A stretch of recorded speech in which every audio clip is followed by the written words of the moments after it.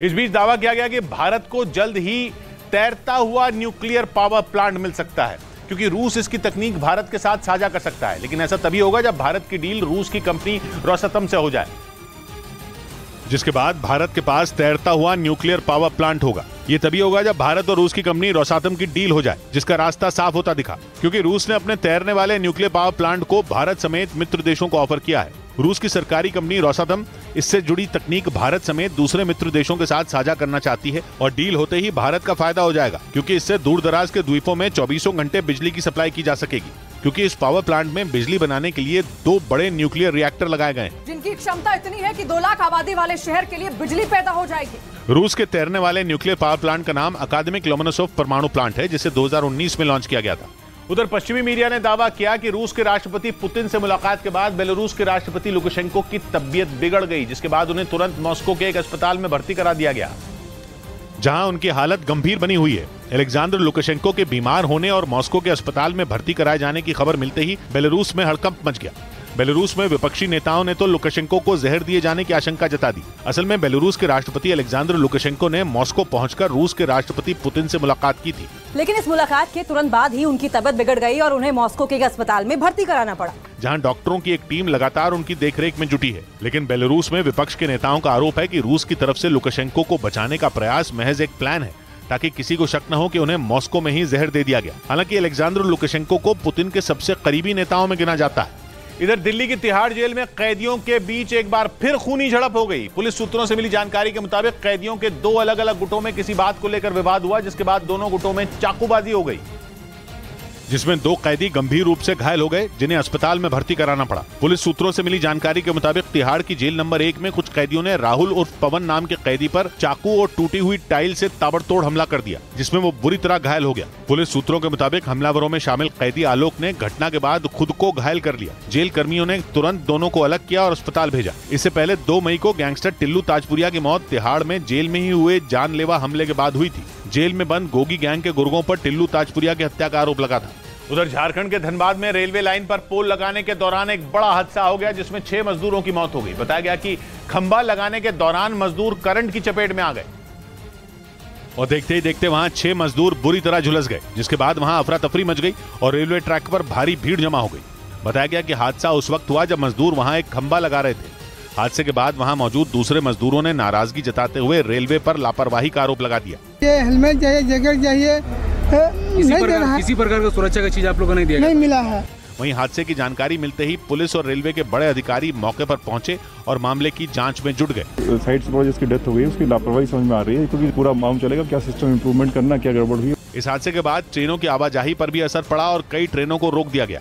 इस बीच चीन को झटका देते हुए भारत पड़ोसी देश नेपाल में दूसरे हाइड्रो पावर प्रोजेक्ट पर काम शुरू करेगा। नेपाल के प्रधानमंत्री पुष्पकमल दहल प्रचंड की भारत यात्रा से पहले प्रोजेक्ट को मंजूरी मिल गई, जिसके तहत नेपाल सरकार ने भारत सरकार को वहां नई जल विद्युत परियोजना पर काम करने की अनुमति दे दी, जिसका मतलब यह हुआ कि भारत की सरकारी कंपनी नेपाल में जल्द ही एक और जल विद्युत परियोजना पर काम शुरू कर देगी। भारत सरकार की सतलुज जल विद्युत निगम लिमिटेड कंपनी वहां मौजूदा समय में 900 मेगावाट की अरुण जल विद्युत परियोजना विकसित कर रही है, जो पूर्वी नेपाल में अरुण नदी पर बनाई जा रही है और 2024 में पूरी हो जाएगी। जिसके बाद अब 669 मेगावाट के lower Arun hydro power project को डेवलप करने के लिए दोनों देशों के बीच करार हुआ।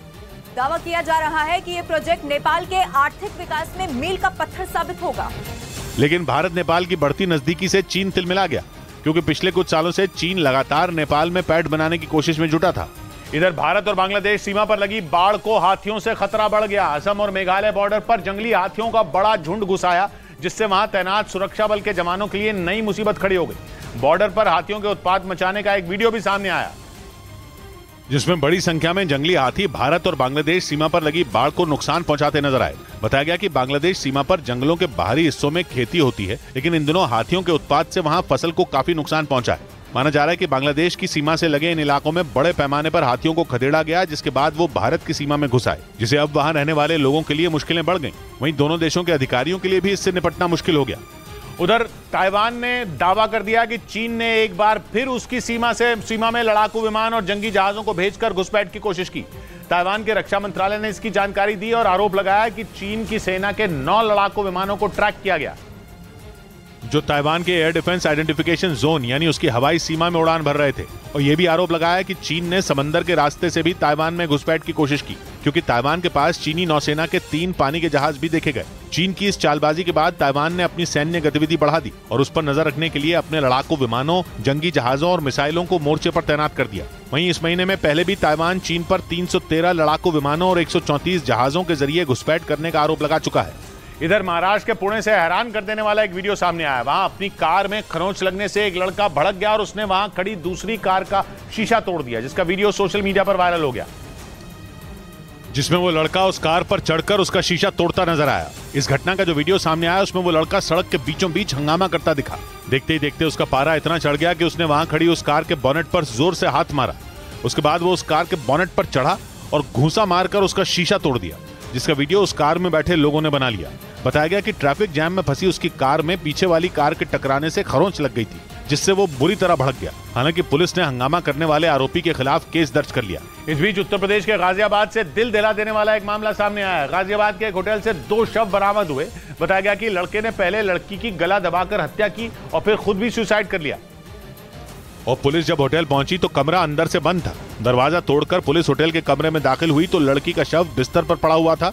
वहीं लड़के का शव पंखे से बंधी एक रस्सी से लटका मिला। जांच में पता चला कि लड़के ने लड़की को होटल में मिलने के लिए बुलाया और पहले उसकी गला दबाकर हत्या कर दी और फिर सुसाइड कर लिया। पुरुष था वो वहाँ पर फांसी के फंदे से लटका हुआ था और जो महिला थी उसका जो शव था वो बिस्तर पर पड़ा हुआ था। जांच के आधार पर दावा किया गया कि दोनों के बीच प्रेम प्रसंग चल रहा था और लड़के के बुलाने पर ही लड़की होटल आई थी। उधर असम के गुवाहाटी में एक दर्दनाक सड़क हादसा हो गया, जिसमें एक कॉलेज के 7 छात्रों की मौत हो गई, जबकि कई छात्र घायल हो गए, जिन्हें इलाज के लिए गुवाहाटी मेडिकल कॉलेज में भर्ती कराया गया। बताया गया कि इंजीनियरिंग कॉलेज के कुछ छात्र एक कार के जरिए गुवाहाटी के पास खानापारा जा रहे थे और इसी दौरान उनकी कार बेकाबू होकर सड़क के किनारे डिवाइडर से टकरा गई, जिसके बाद कार सड़क के दूसरी तरफ से आ रही एक पिकअप वैन से जा टकराई, जिससे कार के परखचे उड़ गए और हादसे में असम इंजीनियरिंग कॉलेज के 7 छात्रों की मौत हो गई। इससे पहले घटना की जानकारी मिलते ही मौके पर पुलिस और एनडीआरएफ की टीम पहुंची और घायलों को अस्पताल पहुंचाया गया, जिसमें ड्राइवर और क्लीनर की हालत गंभीर बताई जा रही है। इस बीच घटना पर असम के मुख्यमंत्री ने दुख जताया। इधर उत्तर प्रदेश के इटावा में एक दर्दनाक सड़क हादसे में 2 लोगों की मौत हो गई, जबकि 8 लोगों के घायल होने की खबर सामने आई। हादसा उस वक्त हुआ जब एक तेज रफ्तार ट्रक हाईवे पर खड़ी बस से टकरा गया, जिसके बाद कानपुर आगरा हाईवे पर हड़कंप मच गया और हादसे में घायल लोगों को तुरंत इलाज के लिए अस्पताल पहुंचाया गया। जानकारी मिली कि एक स्लीपर बस हाईवे पर खड़ी थी। इसी दौरान एक तेज रफ्तार ट्रक ने बेकाबू होकर उसे पीछे से टक्कर मार दी। इस दौरान वहां से गुजर रही कुछ दूसरी गाड़ियां भी हादसे का शिकार हो गई। एक ऑटो था जिसमें सवारियां थी, उसमें टक्कर लगी है। एक मोटरसाइकिल पर 2 लोग थे, उसमें टक्कर लगी है। जबकि इस हादसे में 2 लोगों की वहीं मौत हो गई और 8 लोग गंभीर रूप से घायल हो गए।